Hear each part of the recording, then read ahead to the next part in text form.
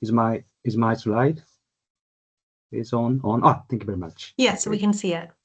Okay, thank you very much. So I'm gonna start my presentation now. Okay, this one. Okay. First, thank you very much for having me today, and I am truly grateful that my article could draw some readers' attention. And I want to send my gratitude to Professor John Crammell and editors of the International Journal of Social Imaginaries to set this opportunity today. And also send my appreciation to Morisato Sensei, Dennis, and Fernando to join this. And I will be very pleased to share discussions on the impact of the Kyoto School after 1945. And today, for my part, I'd like to introduce a brief summary of my article, providing a background of the argument and why I took the theme of relationship between the force and justice. And first, let me introduce my personal episode at the very beginning of having an idea of writing this article. It dates back to May 2023. Fernando organized a workshop titled Coexistence at the Kyoto University, and he invited Yukoi to talk about his philosophical investigation. And I came to listen to the talk, and it was a really exciting moment. And I gave my monograph to Yukoi there, and after the workshop, we invited a Japanese, we visited a Japanese pub to talk, and that's it for that day. However, in the next day, I received a message from Yukoi to have a talk in some place in Kyoto. And he's such a very nice and cordial person. And in May, Japan is usually in the rainy season. And I remember it was a day of heavy rain. And and I met him in the downtown area in Kyoto, and we found a small pub. We call it izakaya in Japanese. And it was surprising for me that Yukoi said, "I read your book." And I said, "What did you read already?" And he said, "Yes." And I saw some underlines in the book I gave him, and he really read it. And he gave me some meaningful feedback, and we have some discussion. And it was a wonderful moment. And importantly, he directly said to me, "The concept of rhythm you made is wrong." And I said, "Oh." And he continued, "You, which is me, say that the Greek origin of rhythm, rythmos, has the meaning of flow, but is not correct." And he introduced me his article about rhythm, titled "Rhythm and Techniques" on Heidegger's commentary on Rimbaud. Today, I don't show the detail of his argument in this today, and his argument in his article. And in this article, he defines the etymology of the rhythm as the form and forming. And he tackles the issue of what Heidegger argued about the Greek term dike, which means justice. And also he argues why and how both terms dike and rythmos have a close nuance of joint and structure. In a word, this article evoked my interest in the theme of rhythm and justice. And that is a personal background to make this article. And as you can see, this article takes up the theme of rhythm when I argue rhythm or rhythmic oscillation based on Yūjiro's philosophy. He is one of the main figures in this article. Nakamura was born in 1925 in Tokyo and entered the University of Tokyo right after the end of war. And he started his philosophical career with the study of Pascal and emotion of passion. And after that, he embarked on the theme of embodiment, which resulted in one of his representative work on common sense. I don't know what's, common sense in 1979. And in the 1980s, he grappled with reinterpretation of Nishida Kitaro's philosophy, and he reformulated the concept of phrase of nothingness from multiple perspectives, such as language. I'm sorry, it's automatically proceeds. Sorry. Yeah, multiple perspectives such as language, cultural expressions like no theater, embodiment, and quantum physics, and so on. And especially quantum physics captures the physical world as a dynamic field. And in the meantime, people witnessed the scientific development in the Ilya-Prigogine theory of dispassive structures. I'm sorry for this. It's automatically proceeds. I'm sorry. Were you trying to? Okay, now it's showing. Yeah, the page wasn't changing, so now it's showing. Oh, really? Sorry. It's show. Okay. I'm sorry. I don't know why my slide has some move and it's automatically proceeds. So I just leave the slide as it is. And now, where is it? So here he reformulated the concept of place of nothingness from multiple perspectives, such as language, cultural expressions like no theater, embodiment, and quantum physics. Especially quantum physics captures the physical world as a dynamic field, and in the meantime, people witnessed the scientific development in the Ilya-Prigogine theory of dispassive structures, for which he was awarded the Nobel Prize in Chemistry in 1977, and Hermann Harkin's synergetics that theorized the mechanisms of self-organization in light and matter, where a simple order emerges out of fluctuations or turbulence, and from there, more complex order is generated. In other words, based on a reinterpretation of Nishida's philosophy of the place of nothingness, Nakamura sought to connect Nishida's thought with quantum field and with contemporary scientific currents that regarded life system as a dynamic system. Along the trajectory of this philosophical development, he eventually came to engage with the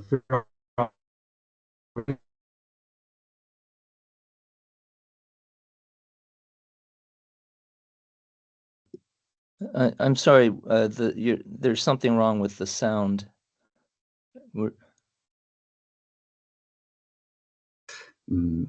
It's fragmented, or? Oh, now it's fine. Can you hear me? Yeah. Okay. Now it's. So should I resume my talk from the? Yes. Okay. Please go ahead. Okay. Thank you. So Nakamura presented rhythm or rhythmic oscillation as a phenomenological concept for grasping the cosmic totality of the universe. And rhythm is a concept that captures the fact that the real things are constantly in the process of morphogenesis. In other words, at the micro level depth of reality, resonances including discord are at work, and within this process, the forms that could attain homeostasis come to constitute what we call reality.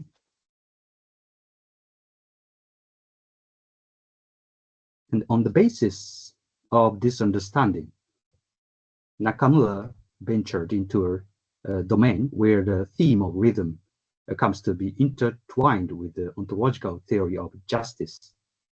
And in my paper, I discussed this in relation to Emmanuel Levinas's thinking on rhythm. And Levinas's view on rhythm approached the key concept of face in his philosophy through the experience of desubjectification or de-identification, which sinks into a level of anonymity and darkness. And he sought to capture this experience in French expression, ilia. This was an argument set dialectically against the rich ontological significance of es gibt, discussed by Heidegger. For details, please see the page 25 of my paper. And the crux of the matter is that when Nakamura linked the themes of rhythm and justice, he sought to understand justice as an experience of resonant openness to a horizon of justice, that is, as an experience of the rhythm of justice. Justice in this sense is not a normative order realized through the rules of reality, but rather a demand that transcends them. It is a demand of a justice not yet arrived, and Nakamura sought to articulate this from the perspective of rhythm. While there is also a nuance here of a change of pace, what I emphasized in this paper was that because the theme of rhythm concerns the self in its environment, the rhythm of justice must also entail a new way of relating between environment and self. So my central concern in my current research is to reinterpret Nakamura's philosophy. And to this end, I picked up Karatani's criticism as a springboard. And for this purpose, I thought that we can also reinterpret Karatani's philosophy in the context of Nishida's philosophy based on the praise of nothingness. And what I want to argue in this paper is expressed in the very last sentence. Reading them together on nothingness offers new possibilities for reconciling the environment and exchange value. Karatani Kōjin is a philosopher who is more widely known internationally than Nakamura, so I imagine that relatively many of the participants here already have some images of his arguments. For example, if we look at the award citation when he received the Bulgarian Prize in 2022, it states the following: he has made radically original contributions to modern philosophy, the history of philosophy and political thinking, and his works are particularly valuable in the current era of troubled global capitalism, crisis in democratic states, and resurgent but seldom self-critical nationalism. So some other multiple variables goes, but my point is that the emphasis of this recognition lies in the fact that by reading Karatani and Kant and Marx in parallel, Karatani demonstrated the historical process by which the capitalist system make transition to the next ethical system.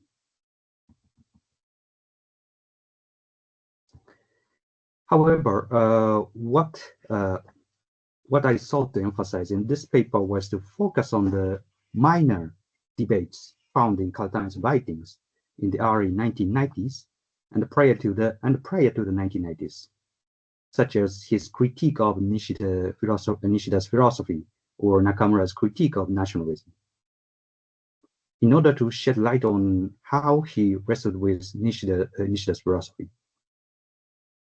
As you will see in my paper, Karatani developed highly critical arguments not only towards Nishida but also toward Nakamura. Nakamura succeeded Nishida's philosophy in the 1980s. For example, as you can find around page 19 of my paper, Karatani found out in Nishida's philosophy an assumption of relations with others under the truth of the praise of nothingness, which is a violent subsumption of the other into a communal truth. This was his critique of Eastern philosophy. In contrast, Karatani pursued the creation of what might be called relations of leap without any grounds among singulars. That is, singulars who do not presuppose any communal truth or shared values. And along these lines of reasoning, Karatani went on to criticize Nakamura's interpretation of Nishida's philosophy as nationalistic. And nevertheless, I do not adopt the view that Karatani simply rejected the line of Nishida's philosophy. Rather, I approached his works with the question of whether he consistently sought to articulate the distinctly Karatani's own stance of nothingness through his struggle with Nishida's philosophy. With this in mind, I read his writings up to the present, examining in sequence his discussion of imagination in the structure of world history, as well as his treatment of force and fetishism in force and modes of exchange. My aim is to show how the underlying motive of nothingness flowing through these works connect to Ernst Bloch's principle of the not yet conscious as a ground of hope, and how it thereby underpins Karatani's post-capitalist theory of justice. However, even when I reinterpret Karatani's arguments from the standpoint of nothingness as outlined above, I still consider his critique of Nakamura's philosophy has a limitation. For this reason, I questioned whether Nakamura's argument is necessarily confined to the logic of Japanese community, once we take into account the further development of his philosophy in the 1990s, which Karatani didn't take into account. And that is Nakamura's philosophy of rhythm. And I regarded this as a development of an internal critique of Nishida's philosophy, and I further argued, drawing on Levinas, that Nakamura thereby advanced a distinctively rhythmic perspective on justice. As I have already referred to Levinas earlier, I will skip further discussion here. The crucial point is that Nakamura's perspective on justice, grounded in his philosophy of rhythm, adopts a thoroughly open view of interaction, one in which human beings breathe, live, think, and act while remaining open to their external environment. Okay, now I want to make a very, very simple conclusion for today.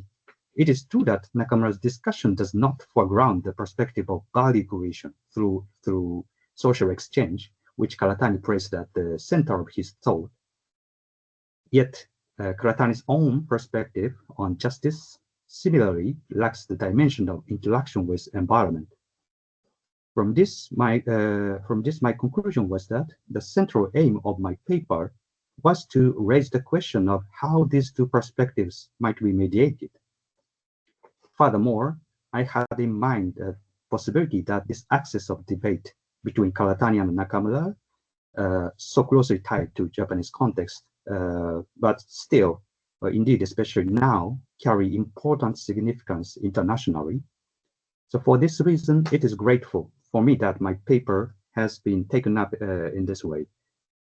And if today's talk encourages readers to consider how my arguments and questions might be developed in context beyond Japan, that will be a great pleasure to me.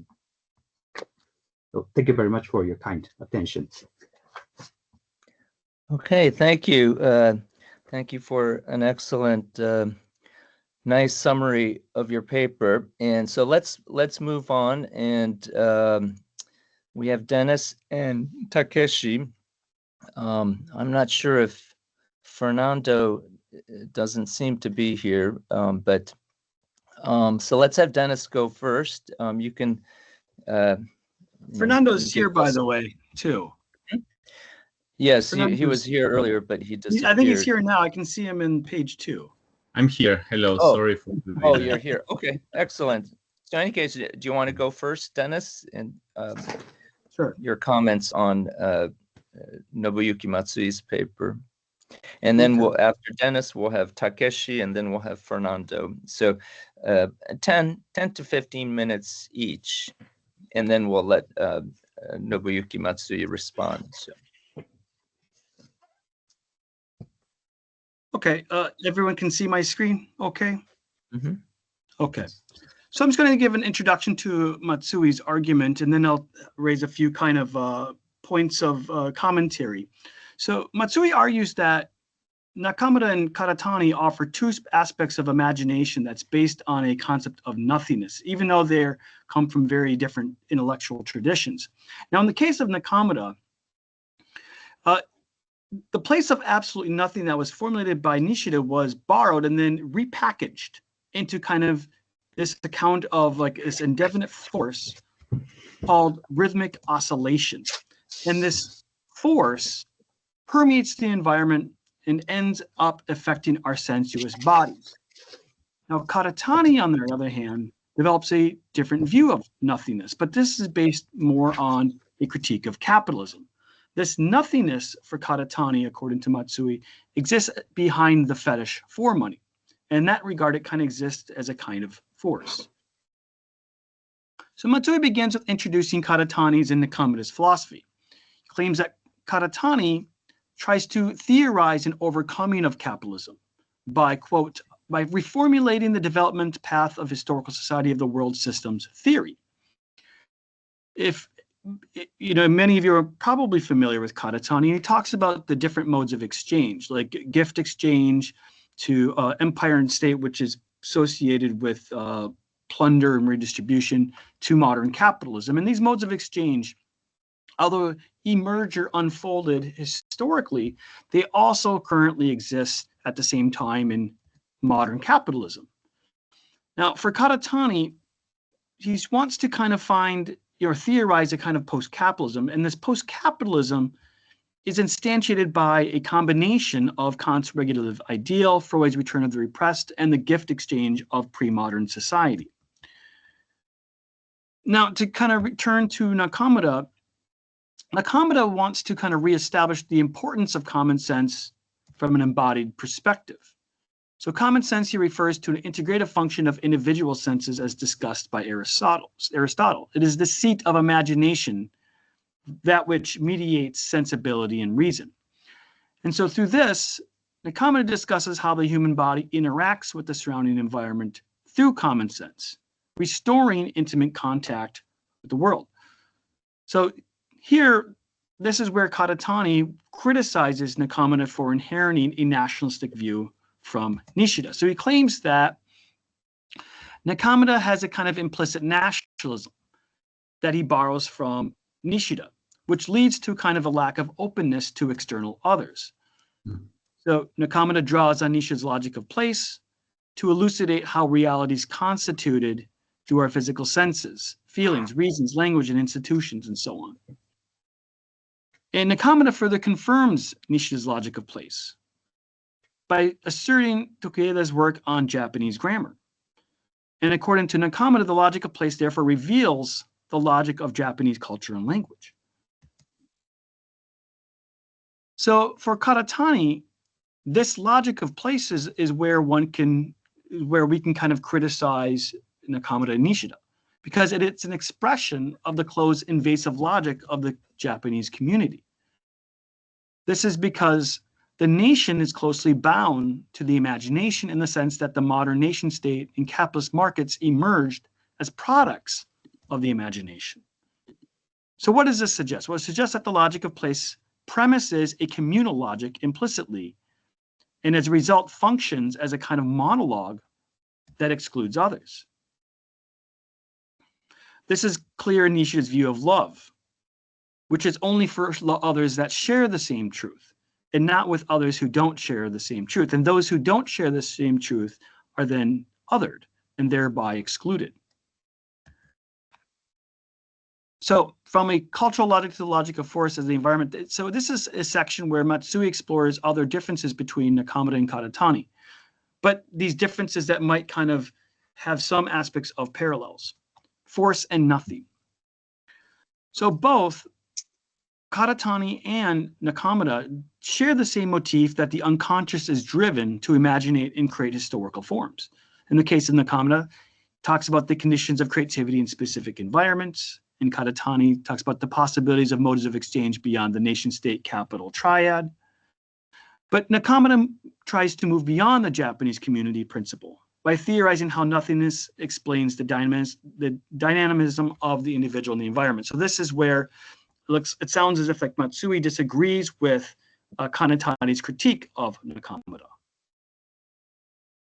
So here, Nakamura explores rhythmic oscillations, which is this kind of explanatory principle of the entire cosmos, that which exists at the bottom of all forms and stimulates the imagination to create the world.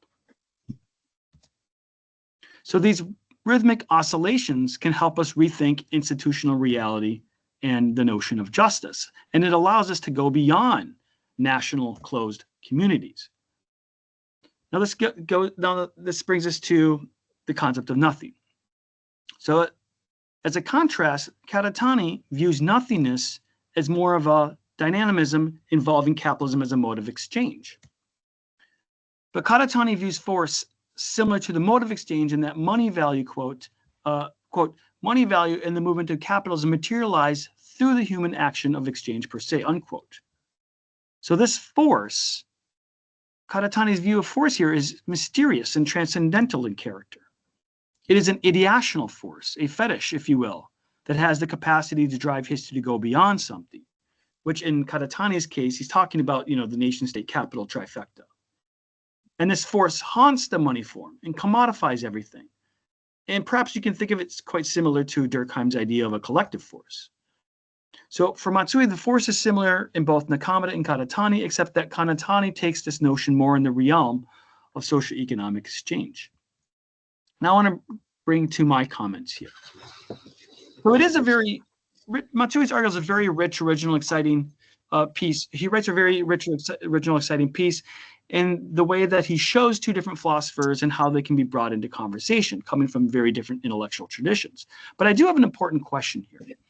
Now, is this merely a comparative piece that shows random moments of shared thought? Or is this piece an attempt to show that there could be some possible synthesis or some intersection or potential intersection by which one could advance or put forth a different account? So the question is, what is the ultimate payoff or value of comparing these two thinkers? So I think it would be more interesting to see if one could find the moments of theoretical intersections and build on that, as opposed to just this kind of comparison between the two.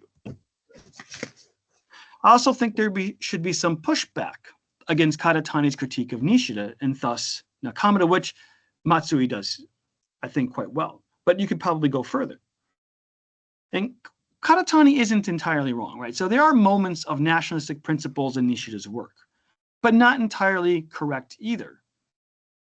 Because Nishida moves beyond nationalism by theorizing a global world, seikaiteki seikai, which is a reference to a kind of logic of unity and diversity, a pluralism, a global pluralism that's based on dialogue from the particulars of the world, exchanging in this kind of interconnection. So Nishida isn't so much concerned about the nation state as such, but rather the logic that underlies a particular self-realization. And I think that's where Karatani kind of misunderstands Nishida. I also think Matsui doesn't discuss quite enough about Karatani's post-capitalist vision, the local exchange trading system, LETS. So Karatani talks about how money itself is what continues to support the capitalist mode of exchange. And it has this kind of transcendental property. But where I think Karatani fails is in his disinterest in humanism. In fact, I know humanism has undergone quite the critique, and I think it needs perhaps to be restored. There should be a new kind of humanism in terms of theorizing what it means to be a creature in the social world, theorizing what it means to be a being in this post-capitalist society, because this would help further advance Karatani's view of a post-capitalist society, because it would allow us to understand why a post-capitalist world is natural and desirable and necessary from the standpoint of subjectivity. So that is it for my discussion. Okay, thank you, Dennis. Those are really good questions. I was also wondering about the worldly world or world of worlds in Nishida that Karatani didn't seem to talk about. But so let's go ahead and we'll let Takeshi present his comments on the paper. So, okay. First of all, can you hear me? Okay. Yes. Yes. Let me see. I'm going to share the paper.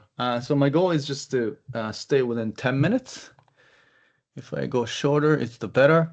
Can you see the paper? Okay. So thank you so much, Dennis, for the great summary. So you just took away all my work here, but it was really, really well summarized. I also really like the paper insofar as it's trying to synthesize,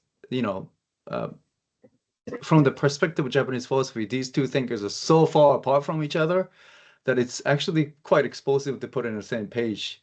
So to be able to actually kind of synthesize them into this framework in which you make an argument that there are certain common threads by which we can put them on the same place. But I think also Dennis's presentation is highlighting the fact that there is a certain fractures and dissonances that we don't feel quite comfortable still yet to say that these two thinkers can actually have a constructive conversation to move forward to the better contemporary Japanese philosophy. So I'm going to go through the text and the kind of things that stood out, and you can see my internal consciousness commentary that is not quite polished, but you can see where I'm going with this. So first, from the abstract, immediately stacks out to this concept of force. So the translation of the force introduces this sort of like a Kantian framework in which we talk about this sort of physics conception of force, right? This kind of value neutral conception of physical object and a movement of the things. But my question is, why do we start with the force and not power? This has been always the questions in context of Japanese philosophy, translation of Japanese philosophy, because power in the context of Kyoto School, for instance, as well as in German idealism, has a certain value-saturated orientations, as it were, right? In opposed to force. So immediately, this becomes an issue, and it will come back throughout the paper. Also, the questions that the Dennis as well as John just mentioned, this interpretation of place of nothingness is this deepest field in consciousness is actually quite misleading. It is true, Karatani Kōjin reads Nishida as a sort of like the self-enclosed, almost solipsistic self-reflections on the foundation of consciousness that somehow overcomes the division between subject and object in very much Hegelian fashion. And this has been the issue for interpreting Nishida, in conjunction with the Yogacara Buddhism, is that it's the final field of consciousness that has this openness to the alterity. Does that actually constitute this concrete interrelationality between self and the world? The world is a world in itself through the self. And I think most Nishidians would argue that's the case. So Karatani's reading of Nishida is quite premature. Perhaps like just read an inquiry into the good Zen no Kenkyu and had this idea of Nishida is just contemplating in his consciousness.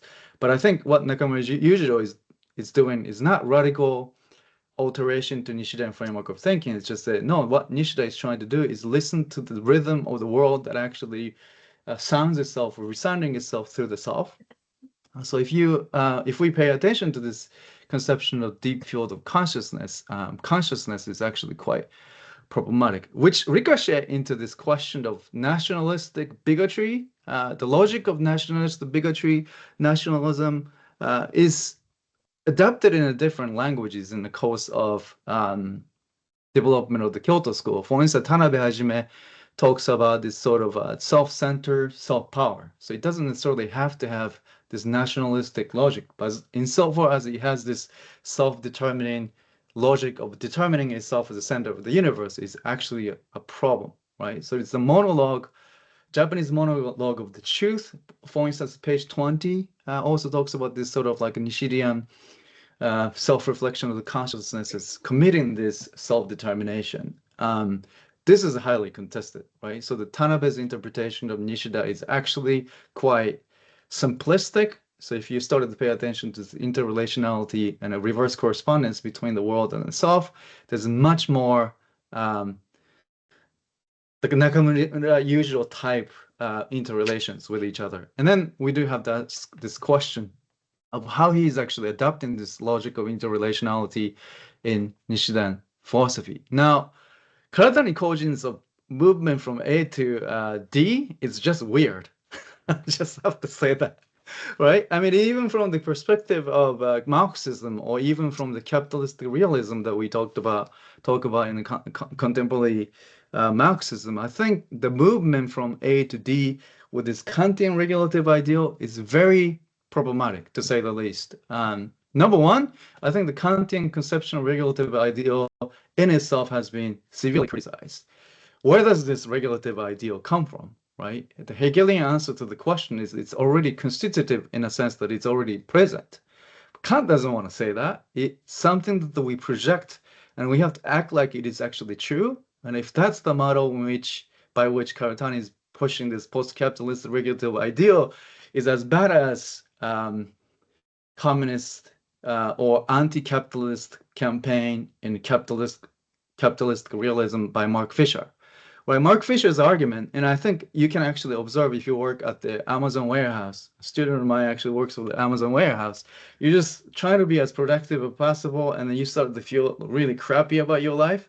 And then they actually have this pot of a room that you can go in, and then you can look at the image of the nature and play this beautiful music and recuperate the sense of humanity so you can go back to the line, right? And I think that's the danger of regulative ideal. If the regulative ideal is not capable of actually instigating robust change in the reality, it's just as empty dream that it means nothing from the Hegelian perspective onwards. So we have to kind of think about that. Also, the problem with the regulative ideal in relation to the Hegelian language is this language of returning. It hasn't really started it, or it has to introduce something completely different from the point A to point D. So how can we possibly call something that hasn't happened yet as returning? Now, Nakamura Yūjiro's conception of common sense is also problematic, and I think we have to actually give some points to Karatani. So how do we talk about this conception of rhythm or common sense or music when the music sounds like Wagner's The Ride of Valkyries, right? He's completely classical music oriented person, and there's no jazz, no rap, no pop music that we actually listen to, right? So we have this sort of like an epic musical sense of rhythm that connected to the common sense that goes back to the Greek philosophy. But is that really capable of deconstructing this sort of capitalistic realism, or not reintroducing this nationalistic dictum that, for instance, Nishida's conception of a music suffer from? So there's like a dialogue between Miki and Nishida about how do we actually determine the Japanese culture, and they use the musical language, right? Musical metaphor, that it's incorporation of something different from its traditions to synthesize into the harmony of music that we can call Japanese. So what constitutes Japanese is always interrelation of what is Japanese, traditional Japanese, and what is not. But that demarcation needs to be a little bit more clear. And page 14, we're getting closer to the end. Karatani has difficulty with this value neutral force of power or common sense of Nakamura Yūjirō. How is it possible for the communist or post-capitalist or Marxist thinkers to really think about the common sense as a value neutral, something that the cosmos is communicating to us? What about racism, right? If we think about the double consciousness of Du Bois in the context of the American philosophy, it's not possible for us to study the nature without overcoming this racialized subjectivity, or Hirasaka Raicho's gender order of subjectivity in Japanese woman thinkers, and feminism has a difficulty of dealing with this sort of rhythm of the cosmos is devoid of any value saturated orientation, right? And then lastly, page 24, we can jump. So that kind of covers everything. Is the page 24. Let me see. I need to see page 24. Wait here. Yeah, so I think it's just the same question of a value saturated musical rhythm. If we're starting from this Greek conception with Heideggerian bent, how can we possibly accept that? And then I think that finally we have to ask a question in relation to the Kyoto School, because it's actually proposing that philosophy of nothingness in the Kyoto School with, engagement with Nakamura, Yūjirō, and Karatani Kōjin, will be able to actually create the post-capitalistic world. I think that's really good questions that we have to ask, because I think John Kumo's reading is suggesting that we are capable of providing this conception of the world in which we give a space for each other to speak up for ourselves. The sort of like, what is the chiasmatic chronology that talk about self-negation of the self, that provides this, not a neutral energy, but it's like empty space in which each person can actually exert their own unique energy. So I think the certain reading of the Kyoto School does actually proposes more concrete proposal to how do we move forward to the post-capitalistic world. Well, I think, these two figures are actually onto it, but I think that's something that we do have to articulate. And I'm really curious to hear what the Matsui-san's take on this issue. That's my time. Okay, thank you, Takeshi. Those are a lot of good questions and interesting points. For example, I was wondering about the regulative ideal too.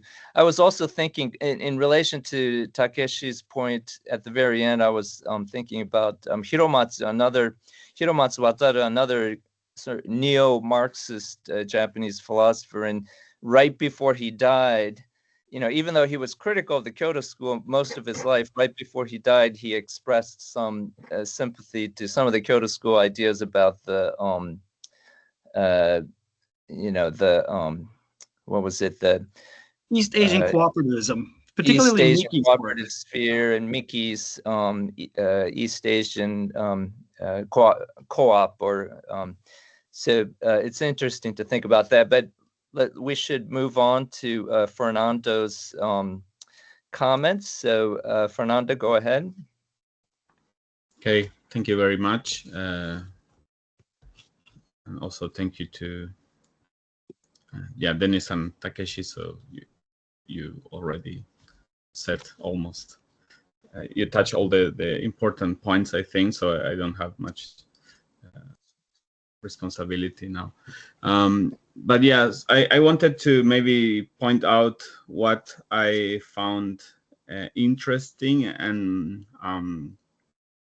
also things that we didn't discuss yet, so to expand a little bit the scope. But yeah, when I read this, I was also thinking on, I mean, the way I also read it is having read Matsui's book, Evolving Post-War Japanese Philosophy. So I kind of read this article as a continuation of the book. And I think one of the main questions of that book is precisely how to think this divide between the let's say, the pre-war or interwar and wartime period Japanese philosophy and the post-war. Because as we know, like normally in the post-war, the opinions about the Kyoto School were rather negative, maybe with the exception of Nakamura, who quotes Miki, Nakai, and Nishida, right? So yeah, maybe you can see in Nakamura kind of representative of the continuation, so to say, of the project or of the Kyoto School, and Karatani is clearly one of those post-war figures who signalizes the Kyoto School as nationalistic and with a certain complicity in the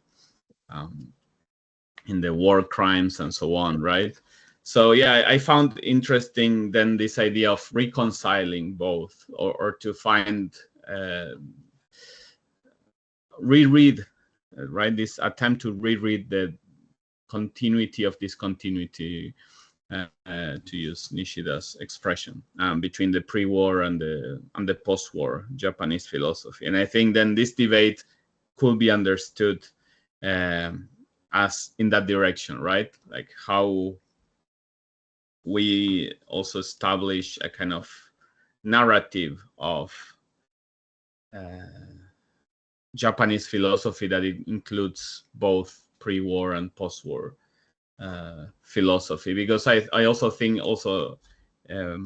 the historiography of Japanese philosophy there is like a gap, right? We study pre-war or wartime period Japanese philosophy, and then the post-war, and they don't really communicate much. So I thought this is a very interesting attempt to actually find some way to communicate these two different worlds. So that's one point. The second point has to do with also, I think that the one of the important topics of this discussion is this idea. I wrote the keyword network, right? Because at least in Nakamura, this idea of the rhythm, and as Matsui also points out, right, has to do with a certain logic of the non-linearity. So Nakamura is trying to search a logic of resonances, a logic of these rhythmic oscillations that breaks out or that distances itself from kind of causalistic and mechanistic logic, both of history and of social interactions. And maybe in Karatani we find a similar topic when we find the idea of this mode of exchange D or A and D, right, that also are at the end non-linear modes of exchange, right, because it's not about retributing anything. The gift is about breaks with the idea of retribution.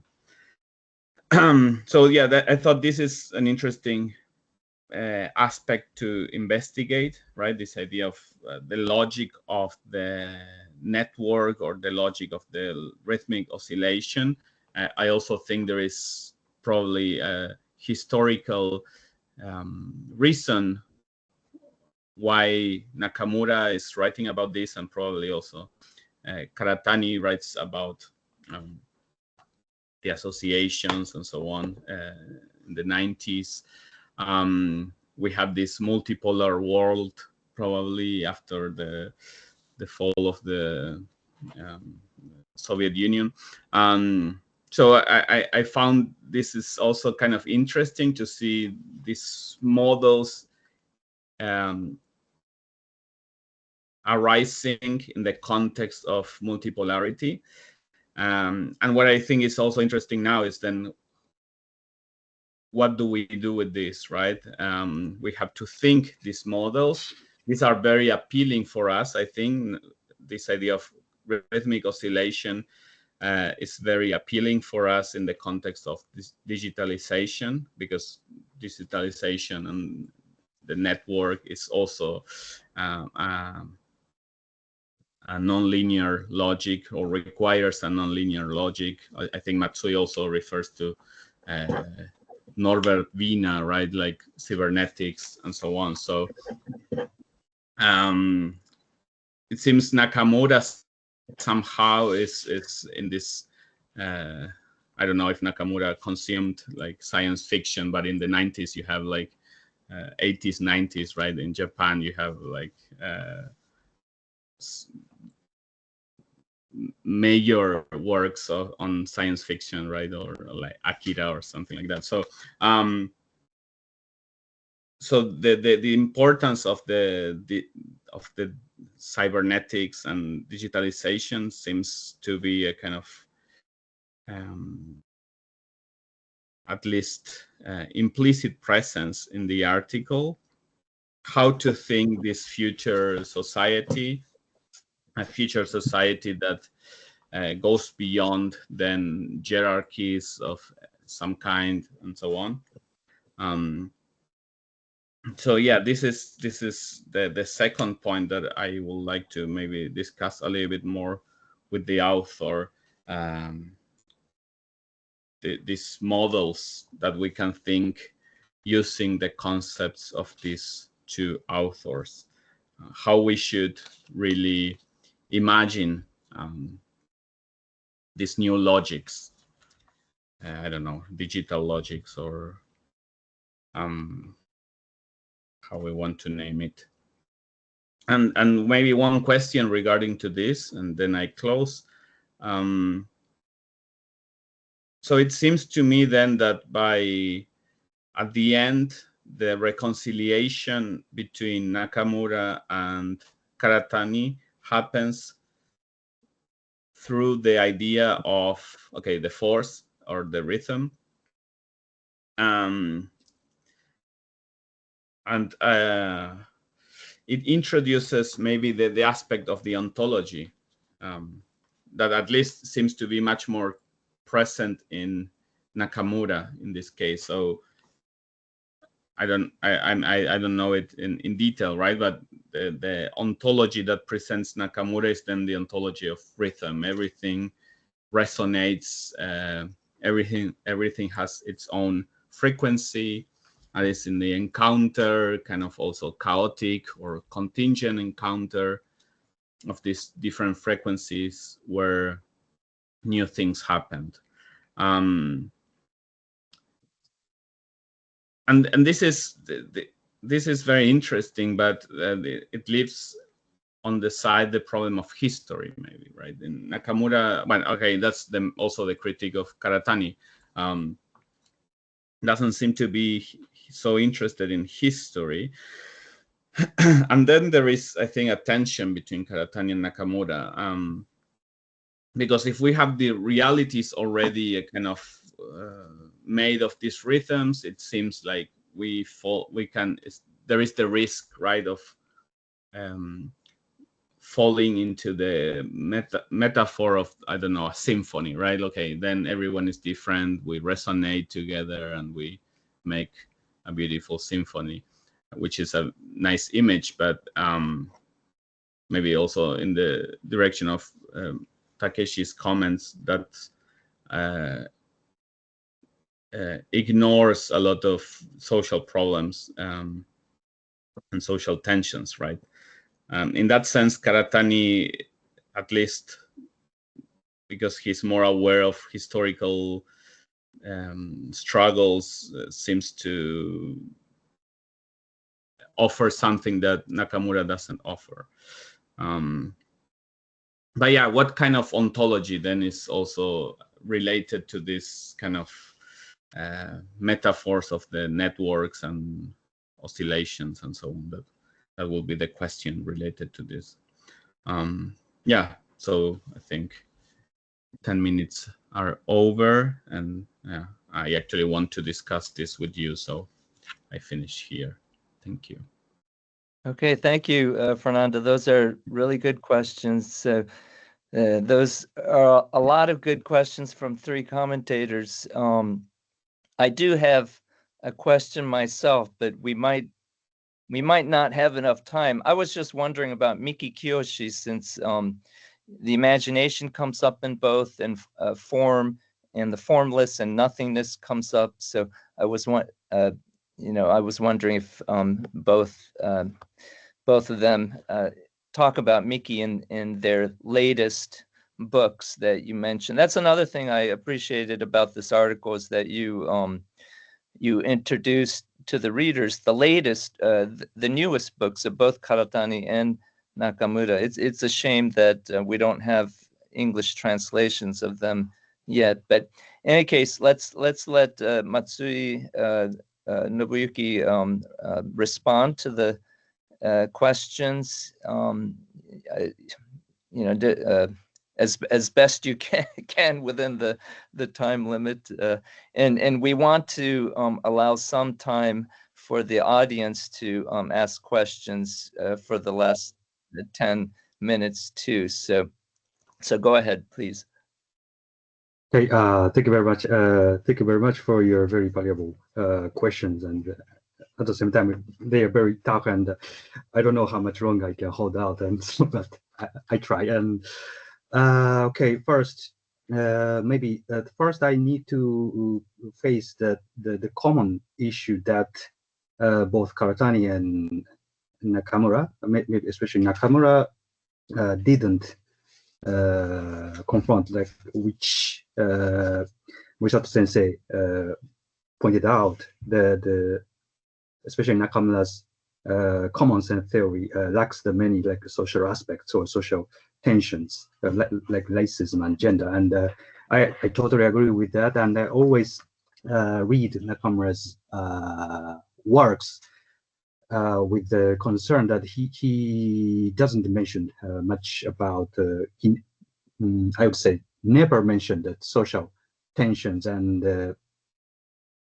yeah, I agreed that the Nakamura's argument had the limitation in that sense. I totally agree with that, and I think I have to how to say critically reinterpret Nakamura's philosophy in the present context. How to say, especially after the identity politics, after the study of sexuality, LGBTs, and how we can criticize the common sense theory in that kind of context is highly valuable. But but how to say, in the present moment, I don't have, unfortunately, I don't have the clear answer to how to understand the concept of common sense, the law of common sense today. But at the same time, I should do that. And what else? And maybe how to say, this is the broad response to the, how to say, all of you. First, I want to emphasize that what I want to do, argue in my paper, is that, I'll say, this is, first of all, this is quite like a, I provide this argument in the quite Japanese context of like a Japanese history of the philosophy. And for my understand that, how to say, the Karatani's philosophy got a much wider audience, and he made the tide, the academic tide, called New Academism after 1980s with Asada Akira, and they ushered in the new era of the how to say, Japanese intellectual culture. But Nakamura was kind of purged from that context. Nakamura was regarded as old, traditional, like old postmodernist or old structuralist, and Karatani and Asada criticized Nakamura, Yūjirō, Umehara Takeshi, and so on. And in the line of that context, Karatani also highly critical of the Kyoto School philosophies, and in that context, the Japanese readership, how to say, got the huge influence from the Karatani Kōjin, especially, not Nakamura. And so, in my understanding, the, how to say, historical understanding of Japanese philosophy contains some rupture between 1980s and 1970s, and the much like the famous Japanese philosophers or scholars now have the much attention concern the history after 1980s, not before that. So there is some like a rupture, historical rupture.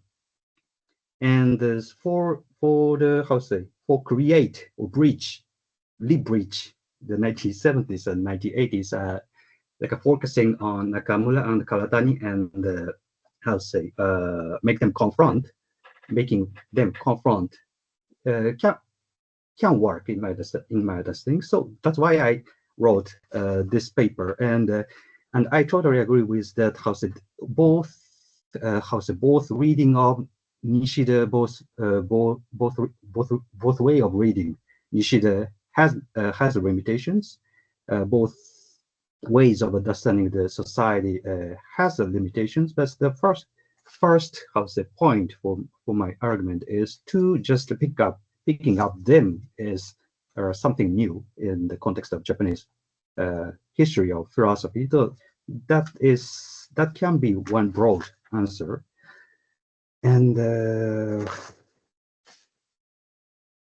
so how much longer do I have for the response? Maybe another 10 minutes. Another 10 minutes. Okay. Yeah, we'll have 15 minutes for the audience. So. Yeah, okay. Thank you very much. And yeah, in that sense, we have much room to discuss or critically examine the for example, Karatani's understanding of Nishida and its limit, and I totally agree with that. And also the Nakamura's way of reading Nishida and Kyoto School philosophies has a bit like biased by his own way, of course.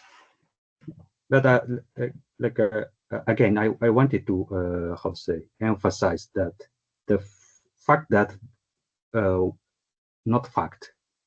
I just want to show the possibility that we can read their philosophies in the context of Kyoto School, although especially Karatani might decline this view. But this is related to the Fernand point about, I would say, avoid that.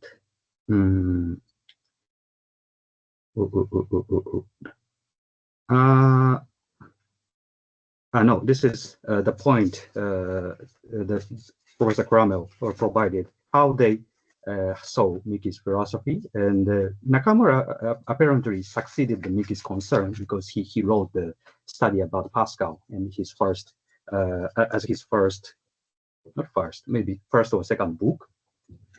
And he obviously states that he had to succeed the Miki's philosophy of imagination, but Karatani doesn't directly mention to the Miki's philosophy. But in an interview, in a dialogue between Nakamura and Karatani, they once had that opportunity, and Karatani mentioned that he actually read Nishida's philosophy, Zen no Kenkyu, but he said it was not so interesting for me. But Miki's logic of imagination was far more interesting for Karatani. So he said that, and he led a lot of books from Kyoto School philosophy. He actually mentioned that. So I think that kind of like this is a short short statement, but I think this statement of Karatani is important when we understand his philosophy in the context of Kyoto School. And what else?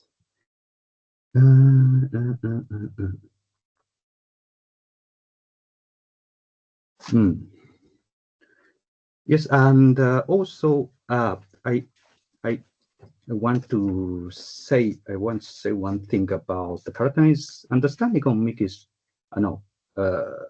Nishida's philosophy, and this is what Dennis pointed out, and I totally agree with that. He maybe his first purpose to read Nishida is to criticize or decline the significance of significance in the post-war Japan, but and in that sense he consciously mixed the Nishida's philosophy with the contemporaneous political situation, and just like confined Nishida's philosophy to that political situation. like he just committed to the Tenno, the Japanese emperor system, and justify the imperialism and colonialism. That's it. And in that context, Karatani evaluates the Tosaka Jun's much more political aspiration at that time.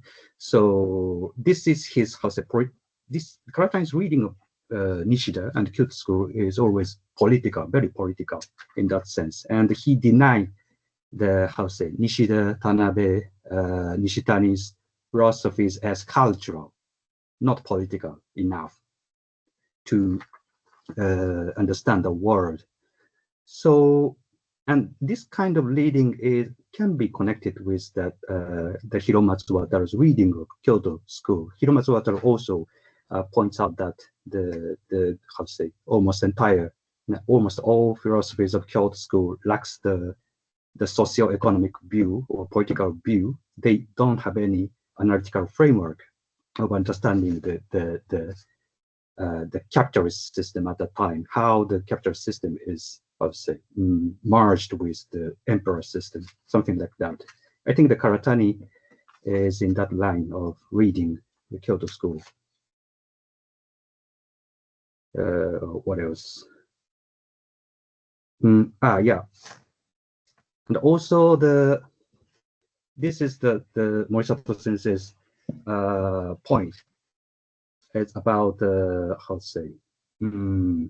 example, the mode of exchange, and that's the empty dream. I think so. And but sometimes the imagination is come close to the point of empty dream, but that's the kind of inevitable element of imagination. And and I wanted to argue that the possibility or law of imagination today, if we can continue to talk about the imagination for the future or future society that is based on the justice and what is the possibility or what can be how we can talk about imagination. That is my central concern. And now, this is also the Japanese context too. And now in Japanese society, some like a Marxist young scholar has the popularity, and he talks about the future society, the post-capitalist society, and we need to go beyond the capitalistic system. But I think this kind of discourses are consumed on media repeatedly, but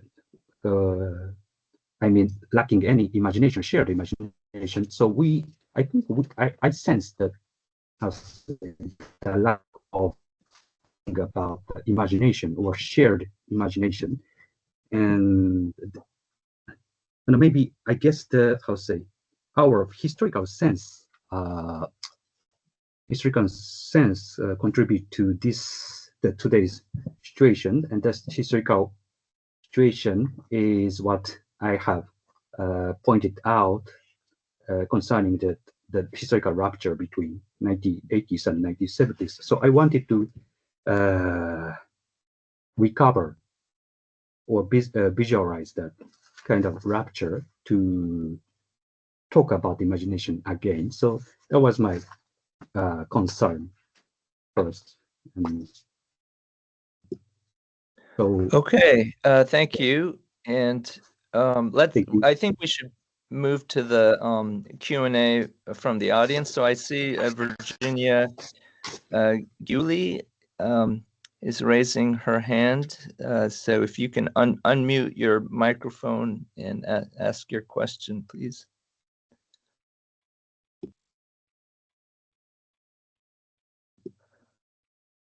You have to unmute your microphone. Are you able to do that? Oh, there you are. Yeah. Many thanks for great talks and comments.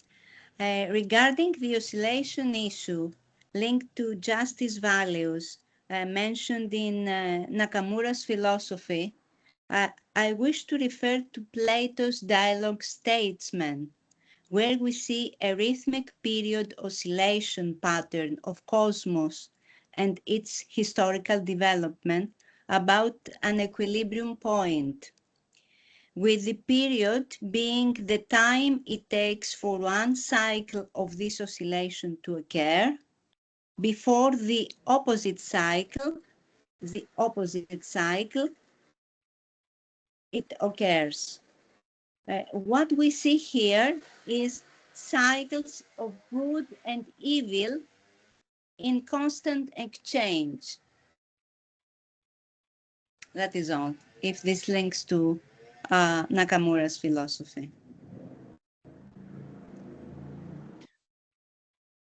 So that's a comment, I guess. It is a comment, yes, precisely. So do you want to respond to that, or anybody can respond?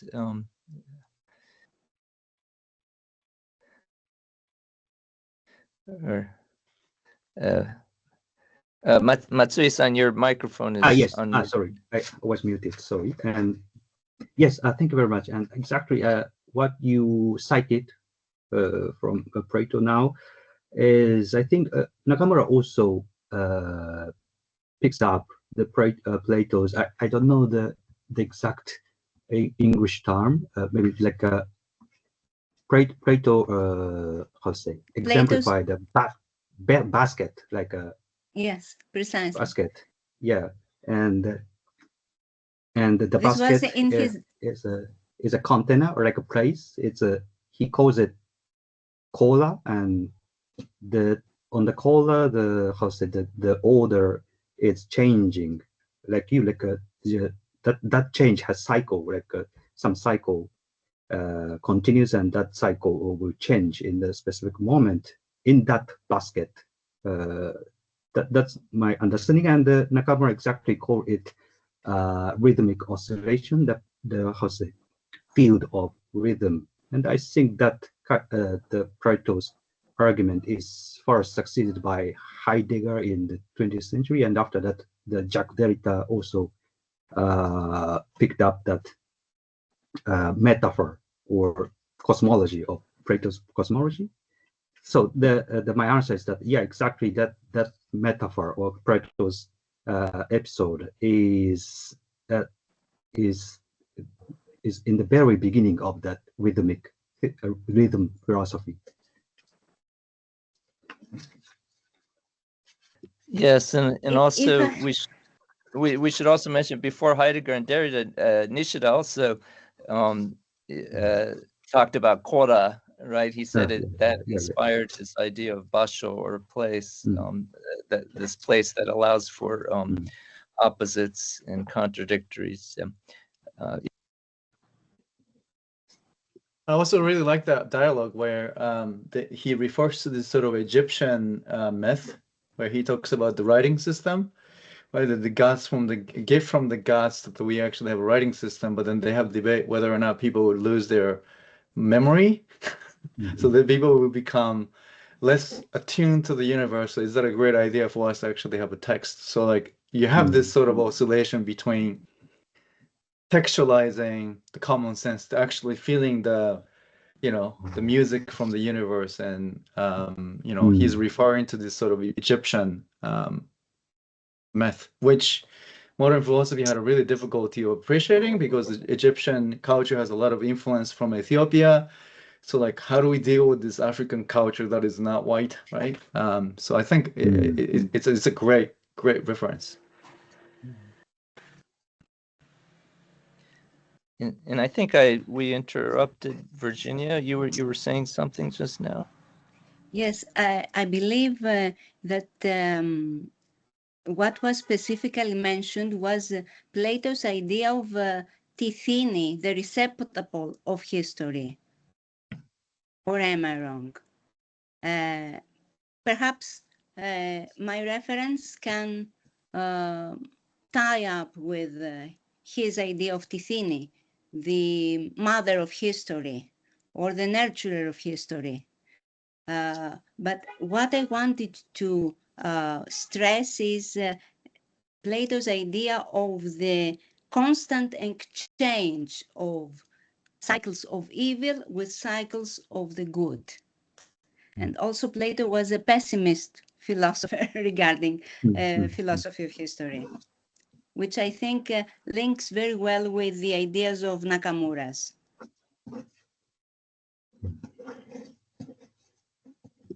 Okay, thank you.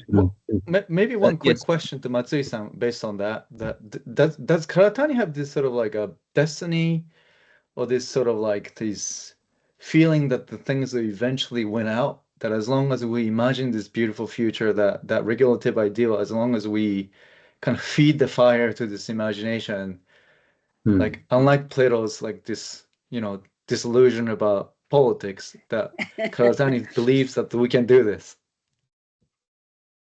I think that's a very good point. And destiny.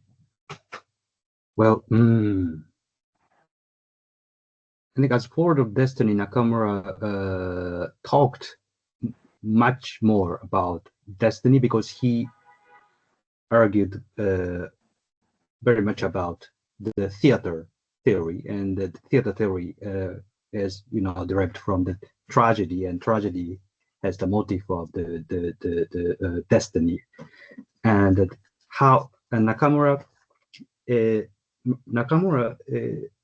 stresses the role of pathos, and the pathos is the kind of power to hold out, and the predicament of destiny.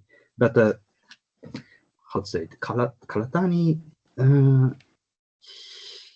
he's more like a critical literature critique. Yeah, he picks up for example, the Shakespeare and the theater writer, but I don't know much about whether he talks about the destiny. And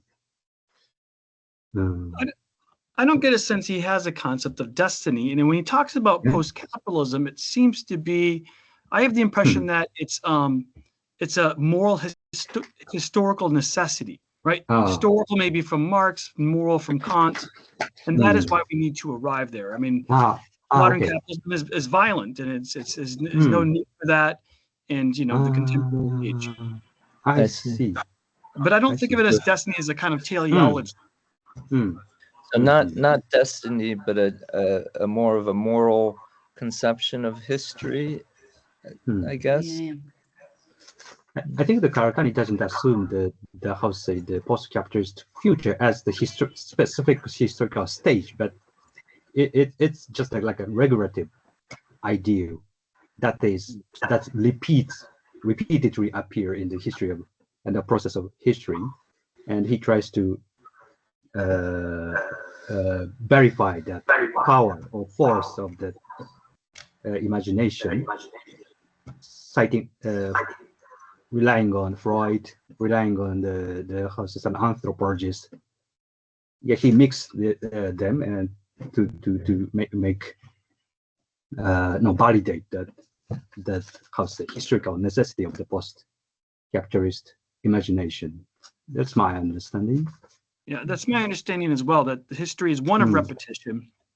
Overcome the repetition, which is, he links to the Freud's Return of the Repressed, is you have to approach it through Kant's regulative ideals.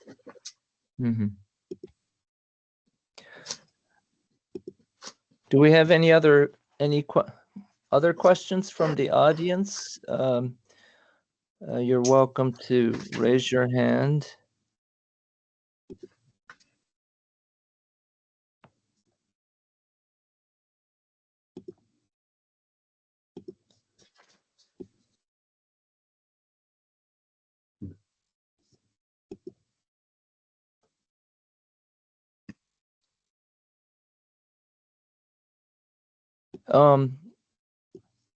If no one else has a question, I do have another kind of simple question. So I asked about Miki because of his idea of imagination and the formation of the formless or formation of forms. I was also wondering about Nietzsche because of this idea of force that underlies historical forms, that underlies different modes of exchange for Karatani, and that is shaped in different ways in our confrontation with the environment for Nakamura. And so this idea of force kind of reminded me of Nietzsche's idea of the will, or will to power, as this impersonal force that manifests in different forms through history. So I was just wondering if either of them referred to Nietzsche or talked about Nietzsche's idea of will. If you can, do you know any if they ever talked about Nietzsche's will, or? Well, how about Karatani? As far as I remember, I now cannot, how to say, pick up the specific one. And Nakamura sometimes referred to the Nietzsche, but not the will to power, but the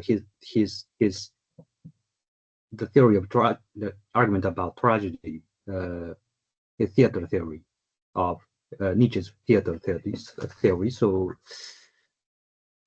not about will to power.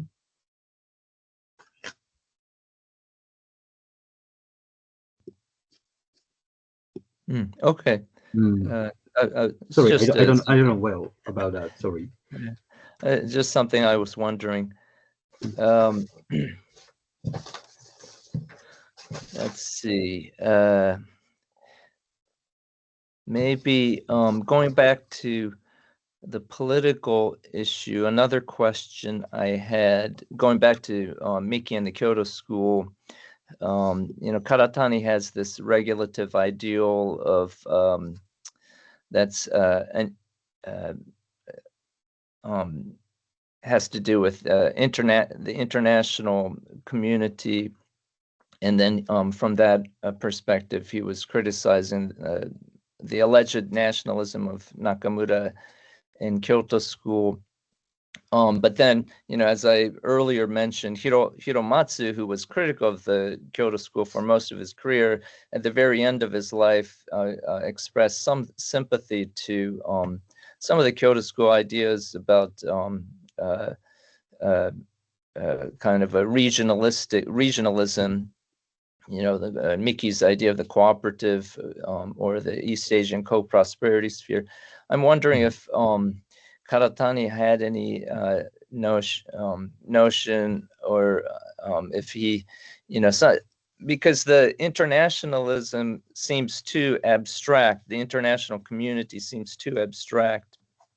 And so I wonder if he had any sense of a regional kind of community that might be comparable to what some of the Kyoto School people were talking about. That's a medium, a middle ground between abstract internationalism and the attachment to one's nation, which is like, as you mentioned, Benedict Anderson, that's a construction of the imagination. So I wonder if he ever talked about a kind of a regional sense of belonging that, that might be like a step in the direction towards this regulative ideal that he postulates. It's just something I was wondering off the top of my head, but. Can I add something to John's question? Okay. Yeah, go ahead. Is that okay? So I have the same question basically, but it's a slightly different angle. So that if you read indigenous philosophy today, more like intercommunalism, or Black Panther Party, and so the Black philosophy and also indigenous philosophy talks about it's not possible for us to coexist with the modern conception of the state. From the medieval times to the contemporary political philosophy, and Benedict Anderson's conception of state is precisely because it's competition. So like in order for the local community of these indigenous cultures to survive, to maintain this sort of ecologically friendly environment. We just cannot be a part of this, right? So the historical necessity to move from the A to D, we refuse to participate in this movement, and we just create these pockets of resistance and, create this intercommunalism. And I wonder, there's some element of that in Karatani himself when he talks about the differences between Athenian Greek to what was the other one that he actually talked about, this sort of gift exchange culture that exists in Japan and a Greek society at the time. So it's just to add something to that, John's question. And they both Karatani and Benedict Anderson have kind of anti-statist, sort of almost anarchist ideals, I think. Exactly. We actually should. We've gone over time, but maybe if you can answer or comment on that just very quickly, and then we could end. Oh, thank you very much. And first, I now honestly I don't have any clear answer whether he had some clear framework, regional framework, but he wrote World Republicanism, Sekai Kyowakoku, and he envisaged the kind of the far more developed form of the United Nations based on the Kantian ideal, and he also committed to the actual movement called NAM, and this is the anti-capitalistic movement, and this has the local context, and he tries to make some network based on the new technology, which is the email, but it was abolished, unfortunately. And but as for the regional framework, this is my just assumption. He tries to avoid to specify any regional framework because the Kyoto School philosophers and Hiromatsu Wataru also suppose the regional East Asian corporatism, like community. But Karatani, I think Karatani tries to avoid that kind of. I think that must be problematic for Karatani. So, if I would like to add about that. I hope I'm not interrupting too much, because I think it's important to mention that Karatani wants to make a distinction between generality and universality, and regionality falls into that category of generality, intersubjectivity. And for him, he thinks the only way to arrive at a post-capitalist society is to adopt a framework between, universalities, where singularity is in touch with universality that transcends any sort of regional, constructions, which is why he doesn't want to talk about regionality in the way the Kyoto School talks about regionality.